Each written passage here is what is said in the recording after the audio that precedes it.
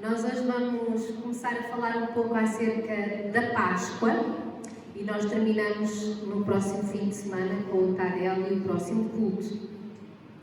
E nós vamos falar acerca da primeira Páscoa, porque muitas das vezes há coisas que nós perdemos muito importantes acerca do que Jesus fez na cruz, por não conhecermos tão bem a simbologia que havia já na primeira Páscoa. E se vocês puderem, leiam esta semana o livro de Hebreus. Hebreus mostra-nos e ensina-nos muito acerca dos serviços de culto que havia no tabernáculo, que havia no Velho Testamento, e em como eles projetam e explicam, simbolizam coisas acerca de Jesus e da morte na cruz e de quem Jesus é hoje para nós como sumo sacerdote. Então, se puderem, no vosso tempo devocional esta semana, leiam Hebreus, porque até nos ajuda a entender muito dos serviços que havia no Velho Testamento. E no Velho Testamento há muita coisa que às vezes vocês já devem ter lido em alguns livros, que diz é um tipo de Cristo. Muitas das vezes isso quer dizer que é uma sombra de Cristo, é quase como uma comparação que nós poderíamos usar. E na Bíblia, o Egito é o mundo. Então é o símbolo do mundo. Faraó é o símbolo de Satanás. Então ele ali tipifica Satanás. E nós vemos o povo de Deus a viver num mundo escravizado por Satanás, completamente escravo, não sabiam o que era liberdade, até que celebraram a Páscoa. E a partir daí eles deixaram de ser escravos para poderem viver a liberdade que a Páscoa lhes proporcionou e viverem uma vida completamente diferente. E nós hoje vamos ler Êxodo 12, do versículo 2 ao versículo 13.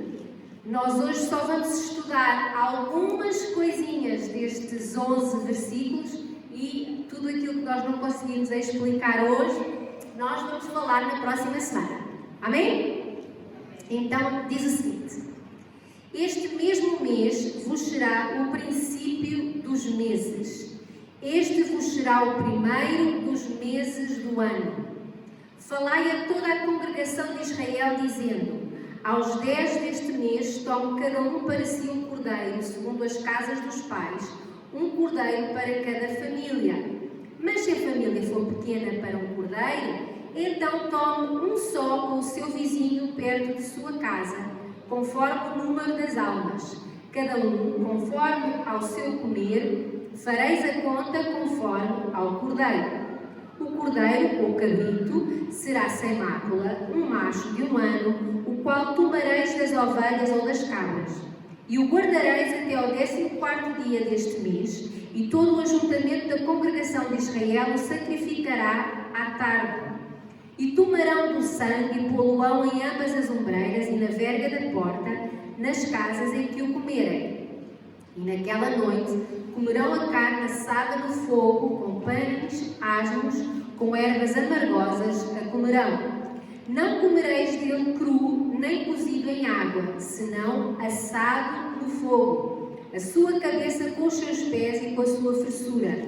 Nada dele deixareis até amanhã, mas o que dele ficar até amanhã, queimareis no fogo. Assim, pois, o comereis: os vossos lombos cingidos, os vossos sapatos nos pés, o vosso cajado na mão, e o comereis apressadamente. Esta é a Páscoa do Senhor.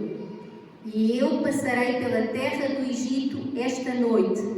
Ferirei todo o primogênito na terra do Egito, desde os homens até aos animais, e em todos os deuses do Egito farei juízos. Eu sou o Senhor.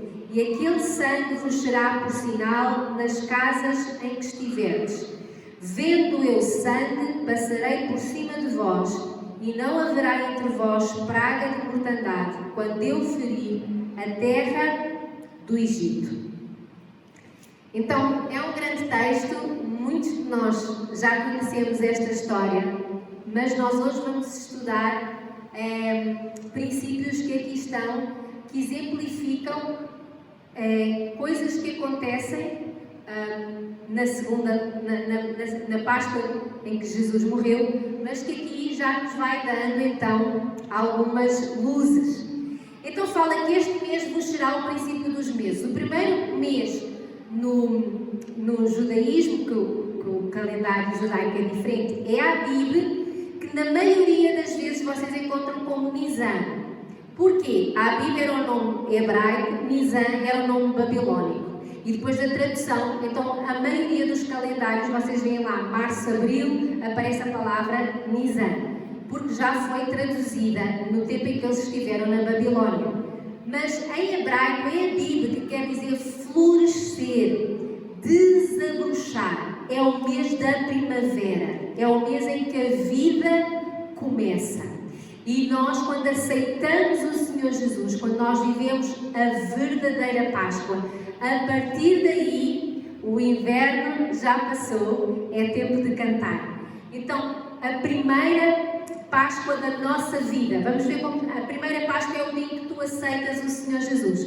Páscoa vem da palavra hebraica pesar, que quer dizer passagem. Então, na primeira Páscoa da nossa vida, quando nós passamos das trevas para a luz, quando nós fomos libertos do império das trevas para o reino da maravilhosa luz, quando nós deixamos de ser escravos do diabo para passarmos a ser livres e filhos de Deus, nós começamos então a desabrochar. Não há vida sem Jesus. Jesus disse: eu sou a vida. Ora, antes dele nós não temos vida. Nós pensamos que temos. Mas quando nós realmente aceitamos a Páscoa como a nossa Páscoa pessoal, então nós começamos a viver a vida que há em Cristo. Então o primeiro mês da nossa vida, o início da nossa vida é em Abib, um mês de desabrochar, um mês em que eu saí do inverno e entrei na primavera. Outra coisa que era necessário era que o animal fosse sem defeito. Olhem só o que é que está escrito em 1 Pedro 1, no versículo 18 e 19. Sabendo que não foi com coisas corruptíveis que fostes resgatados. Aqui Pedro começou a dizer assim: tu não foste comprado com ouro nem prata. Quando a gente lê o versículo todo, está lá, não é ouro, não foi prata, não foi assim que te compraram na praça dos escravos. Como é que não foi assim que tu compraste a liberdade? Mas com o precioso sangue de Cristo, como de um cordeiro imaculado e incontaminado. Jesus era sem defeito. Jesus viveu a vida que nós vivemos, em todas as coisas foi tentado e em todas ele venceu. Então, a palavra de Deus já estava a dizer que este cordeiro tem que ser sem defeito, porque ele simboliza o Messias sem defeito que morrerá por toda a humanidade. Outra coisa, era preciso ser um macho de 1 ano. Aqui já dizia que seria o Messias, o Filho de Deus, não uma mulher. Se Jesus teve tanta dificuldade sendo homem, imaginem se Deus tivesse enviado o Filho como mulher. Não teria conseguido, para já não conseguiria sequer ser chamado mestre, porque nem conseguiria ter estudado todas as classes que haveria na altura. Então, o Filho de Deus teve que vir como homem, porque seria,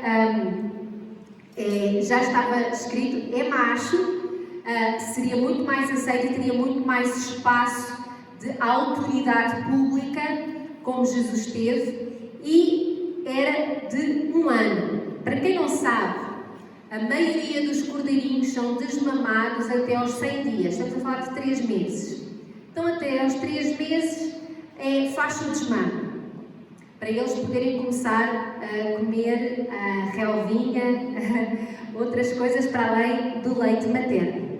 Mas o cordeiro só é considerado pronto para a reprodução, está um jovem adulto, conforme a espécie dos 12 aos 18 meses.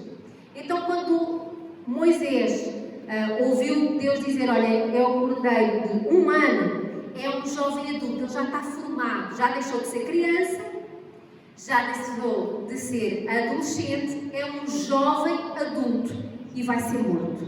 E quando nós olhamos para o ministério de Jesus, nós vemos que ele cresceu até à idade adulta. Para quem não sabe, na altura de Jesus era normal os pais começarem a passar o negócio para os filhos quando o primogênito chegava aos 30 anos. Então, quando o primogênito chegava aos 30 anos, o pai preparava-o para, ok, agora tu vais dar continuidade ao negócio. Não é à toa que Jesus esperou até aos 30 anos para ele começar a falar do reino de Deus aqui na terra. Só que se nós olharmos, o ministério de Jesus foi curtíssimo, 3 anos. A gente às vezes pensa assim, se Paulo, que era um homem normal, em 30 anos fez o barulho que fez, imaginem o ministério de Jesus por 30 anos. O Império Romano tinha assustado, não é? Se Paulo, em 30 anos, fez o que fez, imaginem Jesus. Mas Jesus teve um ministério muito curto, porque ele é como este cordeiro, sem defeito, de 1 ano. Ele não veio para fazer coisas, ele veio para morrer. Então, ele não ia ter um longo tempo para fazer muita coisa. Um cordeiro, ele cresce e morre mais ou menos, e a vida total do animal muitas das vezes é 7, 8 anos. E aqui Jesus, ele também, ele morreu no seu máximo de inteligência, já de experiência, o homem formado. Não viveu para mais nada, não foi preparado para mais nada a não ser para morrer. Deus enviou o seu Filho amado para quê? Para morrer por nós, para que nós pudéssemos ser salvos por Ele. Olhem só, 2 Coríntios 5:21 diz: aquele que não conheceu o pecado, o fez pecado por nós, para que nele fôssemos feitos justiça de Deus. Jesus não veio para curar, não veio para libertar, não veio para ensinar. Jesus veio para salvar. Através dele tu podes curar, através dele tu podes libertar, através dele tu podes ensinar. Mas só nele somos salvos. É ou não é? Era necessário que ele morresse para que nós, por ele, fôssemos feitos justiça de Deus, para que nós pudéssemos ser salvos. Outra coisa que foi muito interessante, eles pegavam o cordeirinho no 10º dia do mês e só o podiam matar no 14º. Porquê? Durante 4 dias esse cordeiro ia ser examinado para ver se tinha ou não defeito. 4 dias para ser examinado para ver se realmente é um bom cordeiro. E o Senhor Jesus foi examinado a vida toda. Nós encontramos na Bíblia a dizer que o Senhor crescia em estatura, em sabedoria e em graça diante de Deus e diante dos homens. Está ou não está escrito? Durante toda a vida ele foi examinado. Nós vemos quando ele tinha 12 anos, ele estava no templo a fazer perguntas inteligentes aos fariseus e aos sacerdotes que lá estavam, e eles diziam: este rapaz é acima da média. Ele faz perguntas difíceis, ele faz aquelas perguntas que nos colocam a pensar. E nós vemos que na semana, nas semanas em que precederam ao seu aprisionamento, eles estavam sempre a tentar pegá-lo. Já viram que quando ele estava em Jerusalém, faziam perguntas assim, para ver se o apanhavam. Se ele curava no sábado, é porque ele curava no sábado. Se ele expulsava os demónios, perguntavam com que autoridade, se era por Beelzebul que ele os estava a expulsar. Depois faziam perguntas acerca se era bom pagar impostos ou não. Estavam sempre a ver se encontravam uma maneira, há armadilhas, né? Uma maneira de o fazer cair. E na altura em que Jesus foi preso, ele também foi examinado. Olhem só o que é que aconteceu diante do Sinédrio, que era o tribunal da época, com 70 homens que o estavam a avaliar, e diz assim: e os principais dos sacerdotes e todo o concílio buscavam algum testemunho contra Jesus para o matar, e não o achavam. Eles andavam à procura de defeito, e não o acharam. Porque muitos testificavam falsamente contra ele, mas os testemunhos não eram coerentes. Nós sabemos que houve pessoas que foram pagas até para mentir. Mas sabem que mentira tem perna curta. Tem ou não tem? E então os próprios testemunhos não eram coerentes. Então eles não conseguiam apanhar um defeito do Senhor Jesus. Então os religiosos tentaram encontrar defeito. E não só os religiosos, as autoridades tentaram encontrar defeito. Vejam só em Pilatos. Pilatos também não achou defeito. Que ele até no final lavou as mãos e disse: eu estou a fazer isto por causa do vosso pedido e não porque eu tenha achado um defeito nele. Diz assim, que é verdade, e dizendo isto, tornou a ir ter com os judeus e disse: não acho nele nenhum crime. Então a primeira vez Pilatos falou com ele, não encontrou um crime, mandou açoitá-lo, a pensar assim: se eu o açoitar, eles libertam-no. E volta Jesus, Pilatos pensou: agora eles vão deixar-me ir embora. E não foi isso que aconteceu, a pressão da multidão era muito grande. E então Pilatos saiu outra vez fora e disse-lhes: eis aqui vos trago fora, para que saibais que não acho nele crime algum. O nosso Senhor Jesus foi em todas as coisas examinado e não acharam crime nenhum. Os religiosos não acharam crime nenhum, as autoridades não acharam crime nenhum. E eu agora vou perguntar: quem é que está no altar hoje? Somos nós. A palavra de Deus diz que nós agora é que somos o sacrifício santo dado ao Senhor. E nós temos que ser achados sem defeito. Não porque somos perfeitos, mas porque aquele que é perfeito habita em nós e está a aperfeiçoar-nos. A palavra de Deus diz para nós nos comportarmos de tal maneira que até os gentios, quando quiserem dizer mal de nós, não encontrem falha. Nós somos este cordeiro de 1 ano, em que nós não estamos aqui para fazer grandes coisas. Nós estamos aqui para morrer ao serviço do Reino. Independentemente da idade que nós temos, quando nós muitas vezes até cantamos o sacrifício hoje sou eu, então nós temos que abrir o nosso coração a Deus e dizer: Senhor, eu não sirvo para mais nada. Assim como um cordeiro de 1 ano é sacrificado sem nunca ter realizado nada, eu também quero ser este cordeiro que se sacrifica em prol do Reino, para a salvação de muitos. Nós hoje estamos ao serviço do Reino. No Velho Testamento matavam-se cordeirinhos de 1 ano. No Evangelho matou-se o Senhor Jesus. De Atos até os dias de hoje, nós somos aqueles que morremos todos os dias para que o Senhor possa viver através de nós. Amém? Amém? Morto em lugar dos filhos. Então, quando o cordeiro era morto, isso queria dizer que os primogênitos daquela casa estavam salvos. Não haveria morte naquela família. E Jesus, ele veio morrer em lugar dos filhos de Deus. Ele foi o primogênito de muitos. Antes era o unigênito, o único filho. Hoje ele é o primogênito. Ele morreu para que nós não tivéssemos que morrer.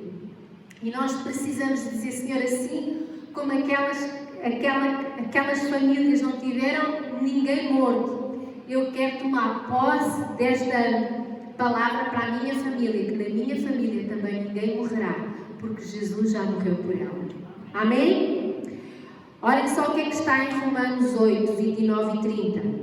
Porque os que dantes conheceu, também os predestinou para serem conformes à imagem do seu Filho, a fim de que ele seja o primogênito entre muitos irmãos. E aos que predestinou, a estes também chamou. E aos que chamou, a estes também justificou. E aos que justificou, a estes também glorificou. Então, de filho unigênito, ele passa a ser primogênito, porque através da morte dele, ele salvou-nos a nós. Amém?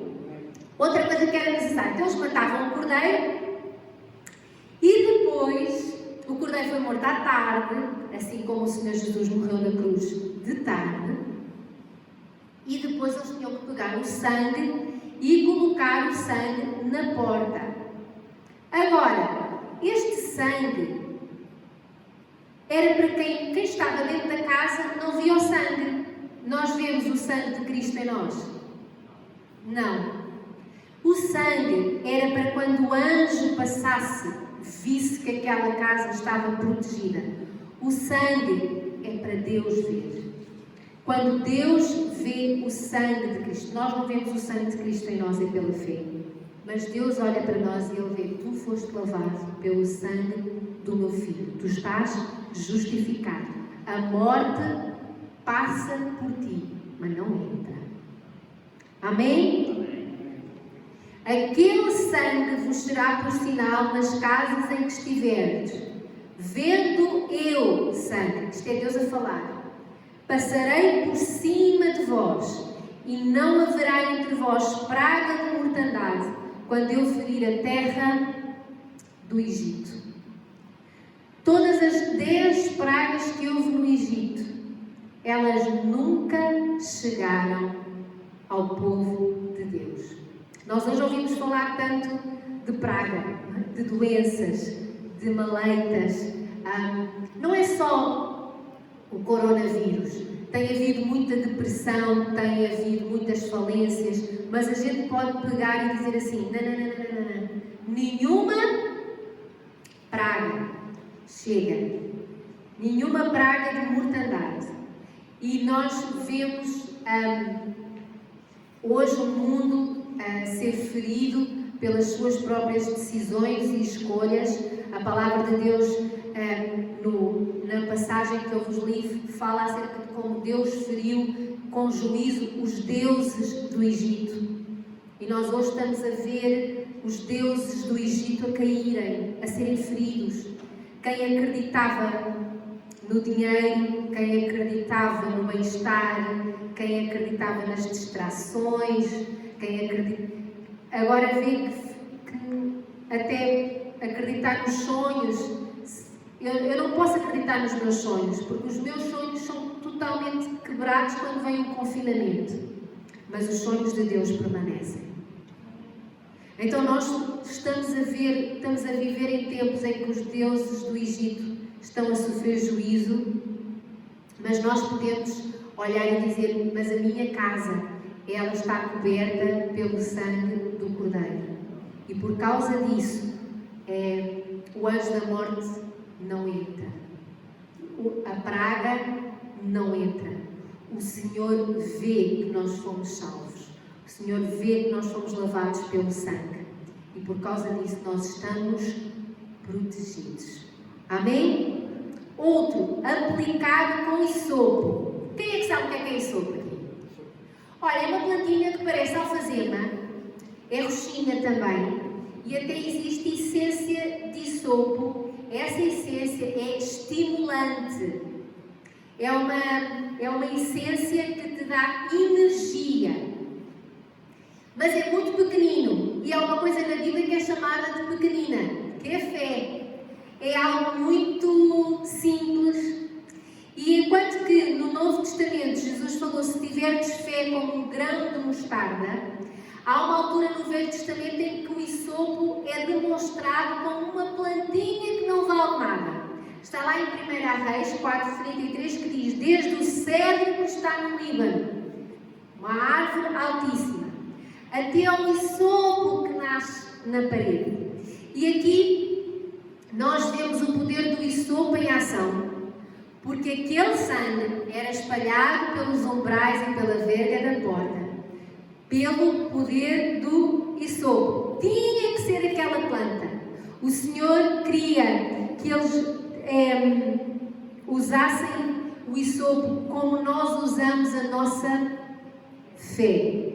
O isopo, eu acredito que até me pintava muito bem. Não, para pintar bem, o Senhor dizia: usem um pincel. Para já, o Senhor nunca iria pedir para nós usarmos um pincel, porque um pincel é mão de homens. Alguém fez. O isopo vem de Deus. E a fé vem de Deus. É algo orgânico. É algo que Deus nos oferece. Não é uma coisa que eu produzo. É a fé de Deus que está em nós. É isso que a Bíblia diz. Não é a minha fé. É a fé de Deus. Há muita gente que diz assim: a minha fé.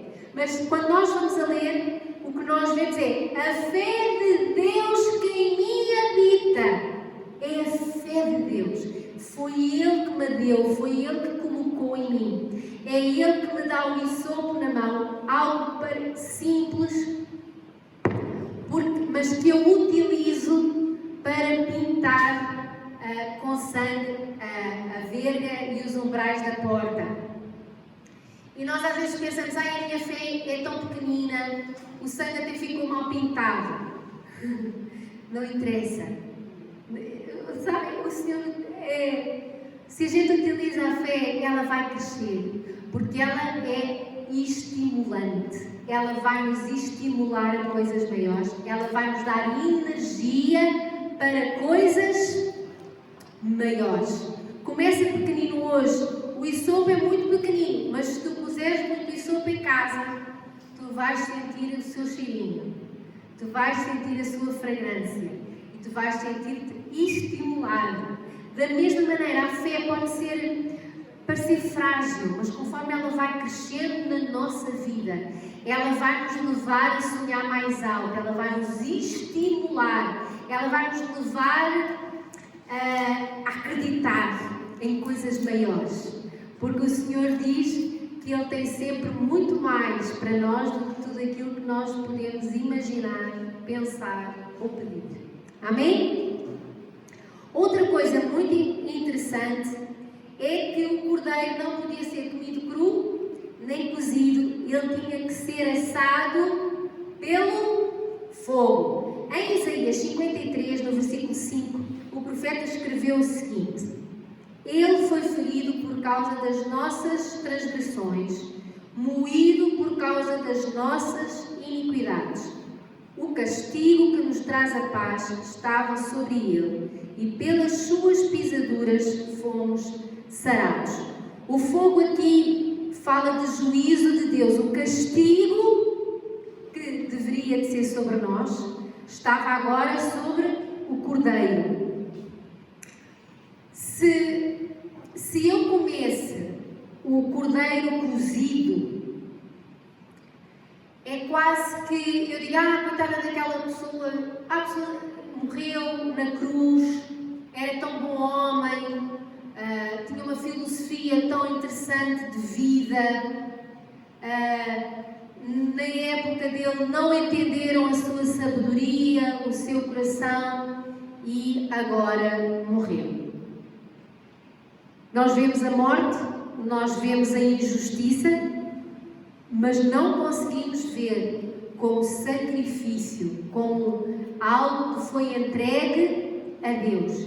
E tu muitas das vezes conheces pessoas que já leram a Bíblia, que conhecem alguma coisa da história e que realmente para elas o cordeiro foi como que cozido em água. Morreu, existiu, tinha uma filosofia de vida bastante agradável, era uma pessoa bastante inteligente para a sua época e não o entenderam, mas não conseguem vê-lo como Deus, como Filho de Deus que foi crucificado e sacrificado por nós.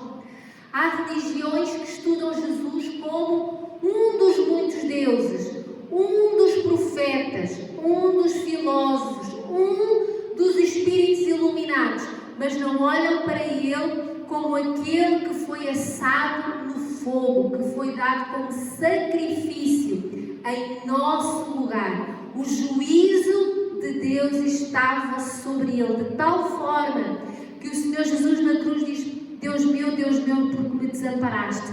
Deus não poderia mais estar Deus Pai não poderia estar mais em comunhão com Deus Filho naquela altura, porque Ele estava a carregar todos os pecados de toda a humanidade, de todos os tempos. E Jesus, Ele estava ali como o maior dos pecadores. Aqueles dois que foram crucificados ao lado de Jesus, estavam com a cruz muito mais clarinha do que a cruz de Cristo. Naquele momento, quando Deus olhava lá de cima, o maior criminoso era o que estava no meio, porque Ele estava a carregar todos os nossos pecados. E o fogo faz-nos lembrar sempre juízo, é ou não é? Castigo. Então o cordeiro, ele tinha que ser assado no fogo, da cabeça aos pés. Porquê? Porque estava a tipificar o cordeiro que iria morrer na cruz, em nosso lugar. E o castigo de Deus estaria sobre ele, para que nós fôssemos salvos, para que nós fôssemos feitos justificados. Amém?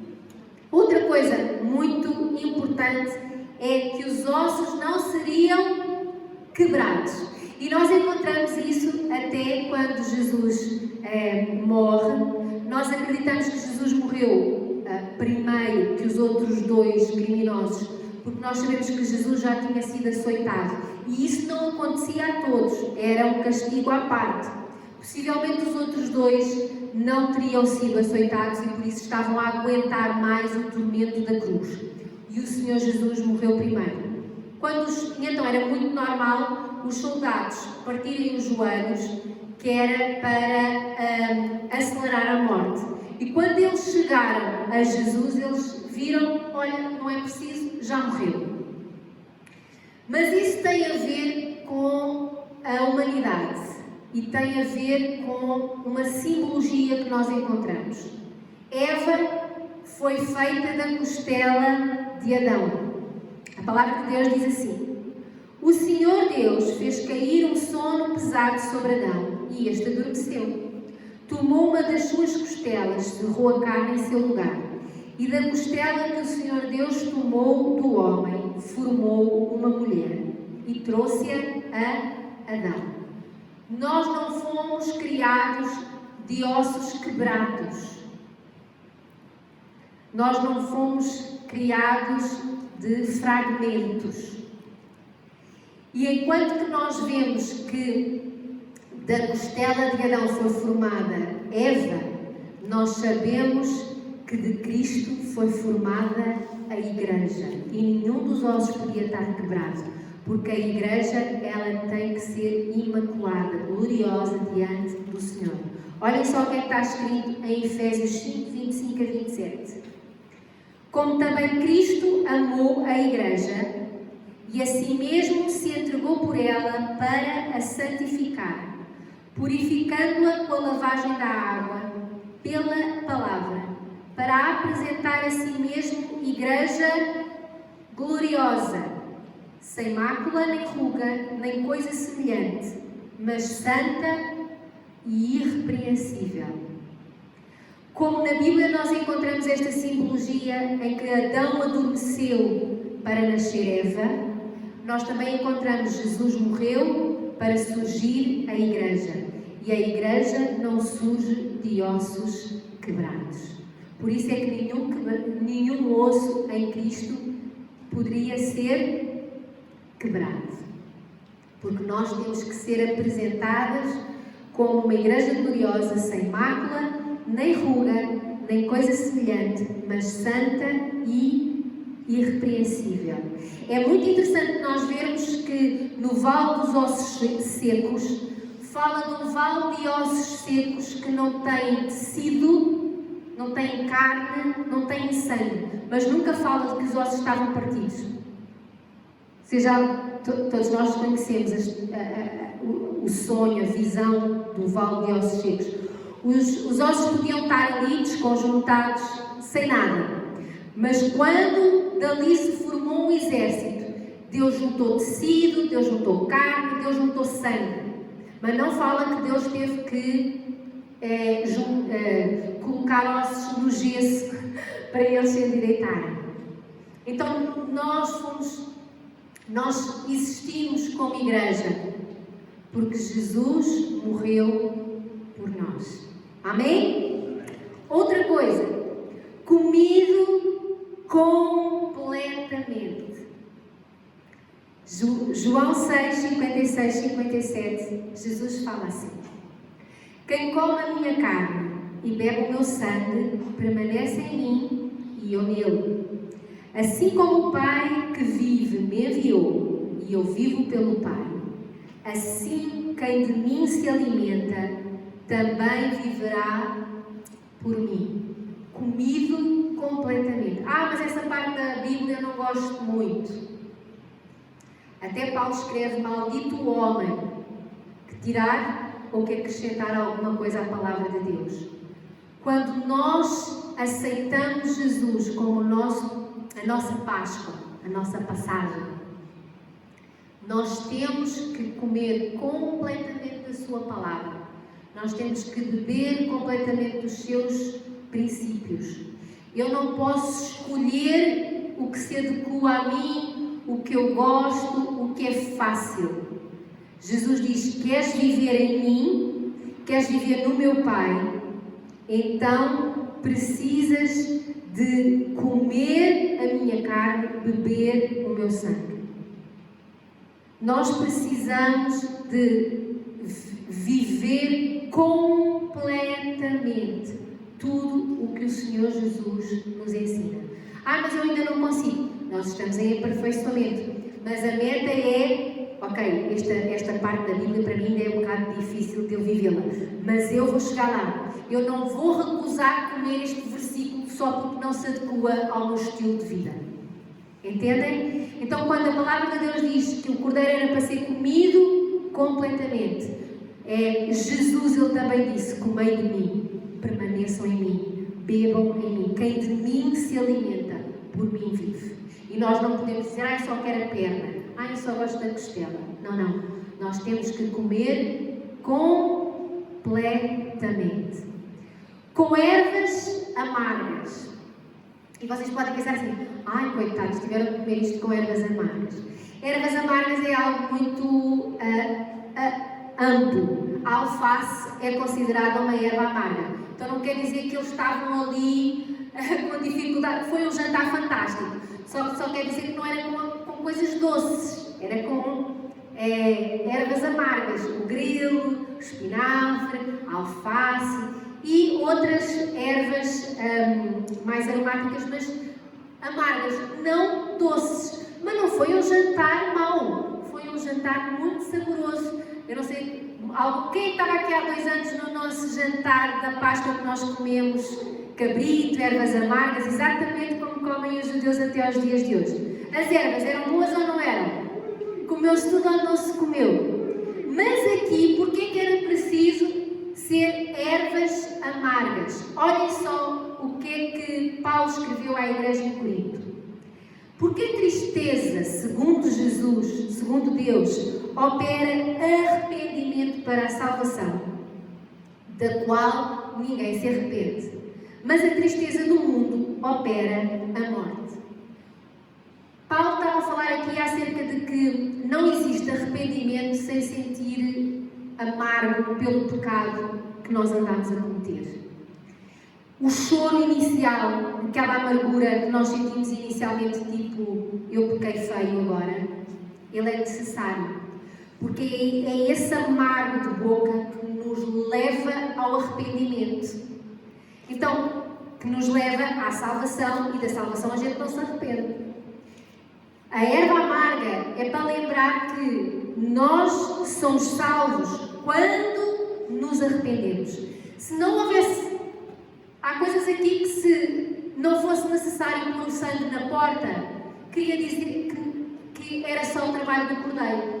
Se não fosse necessário o hisopo para colocar o sangue na porta, só a morte do cordeiro era necessária. Se não houvesse ervas amargas, era só a morte do cordeiro que era necessária. Mas aqui Deus coloca as pessoas em ação. Ela diz, o cordeiro só serve se tu colocares o sangue na porta. O cordeiro é comido, alimentado, se houver arrependimento da tua parte. Como é que eu me alimento e como do cordeiro? Mudo atitudes, mudo hábitos para começar a viver nele, se não houver amargura, este amargo de boca. No início, porque isso depois gera arrependimento, mudança. E aquelas coisas que nós mudamos, nós já não nos precisamos de arrepender mais.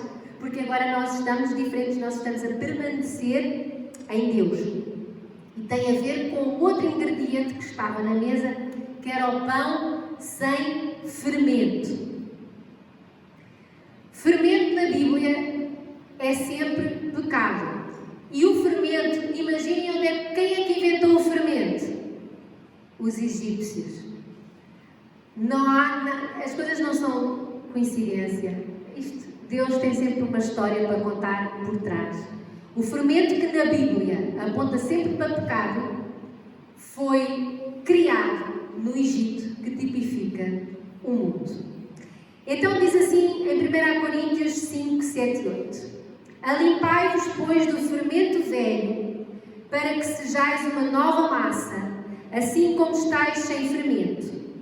Porque Cristo, nossa Páscoa, nossa passagem, foi sacrificado por nós, pelo que façamos festa, não com o fermento velho, nem com o fermento da maldade e da malícia, mas com os asmos, que é os pães sem fermento, da sinceridade e da verdade.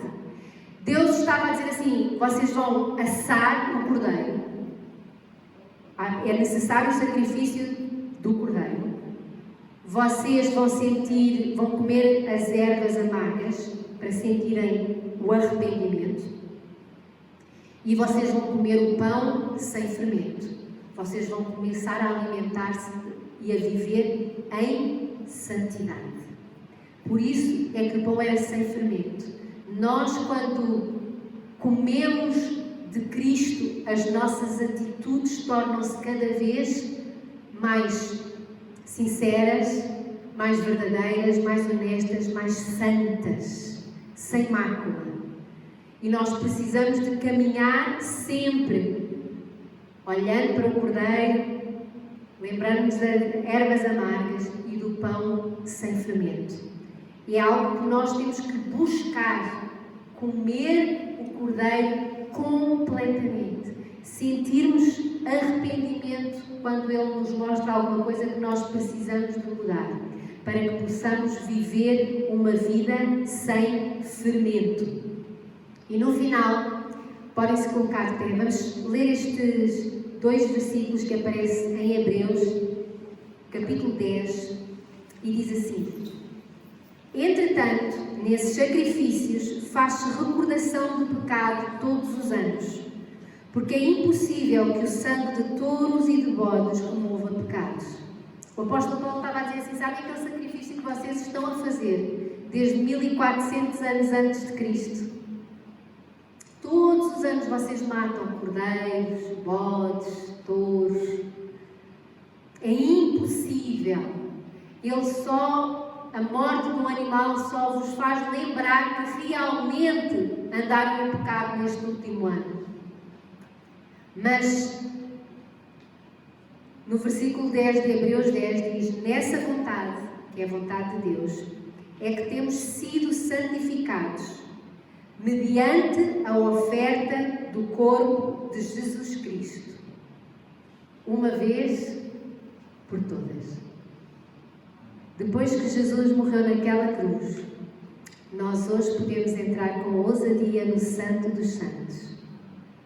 Porque os animais, eles tapavam o pecado. Mas Jesus é o Cordeiro de Deus que tirou o pecado das nossas vidas. Amém? Ó Senhor Jesus, que nós possamos cada vez mais e mais, Senhor, entender, Senhor, aquilo que Tu fizeste por nós na cruz. A Tua entrega para que o anjo da morte não chegue às nossas vidas. Ó Senhor Jesus, a Tua entrega para que nós pudéssemos viver em liberdade, longe do que o inimigo deseja fazer às nossas vidas, porque nós agora estamos protegidos por Ti, Senhor. Ó Senhor Jesus, que nós saibamos todos os dias da nossa vida nos alimentarmos de Ti diariamente, que é isso que nos dá força para continuar, para permanecer em Ti, para viver com o Pai, para vivermos as Tuas promessas, vivermos em liberdade. Ó Senhor Jesus, que nós saibamos, Senhor, que Tu foste o castigo no nosso lugar. Tu ficaste naquela cruz até ao fim por nos amares, Senhor, e muito obrigada, Jesus, porque nós hoje já vivemos no reino da luz, nós hoje fomos purificados, santificados e estamos a ser preparados para, como igreja, Senhor, subirmos e sermos arrebatados, Senhor. Ó Senhor Jesus, nós queremos agradecer-Te, Senhor, pelo Teu sacrifício e que nós saibamos hoje ser o sacrifício no altar, que nós saibamos viver uma vida em santidade, que nós saibamos todos os dias entregar-nos a Ti, Senhor, para sermos verdadeiramente Teus discípulos, negar-nos a nós próprios, seguir a Jesus Cristo todos os dias, carregar a nossa cruz, fazer a vontade do Pai. Ó Senhor Jesus, que em nós, Senhor, Tu possas encontrar, Senhor, um Cordeiro, Senhor, que se entrega todos os dias em sacrifício para que outros sejam salvos. Que a Páscoa não termine em nós, mas que nós continuemos a levar Páscoa para todos aqueles que ainda estão presos. Em nome de Jesus.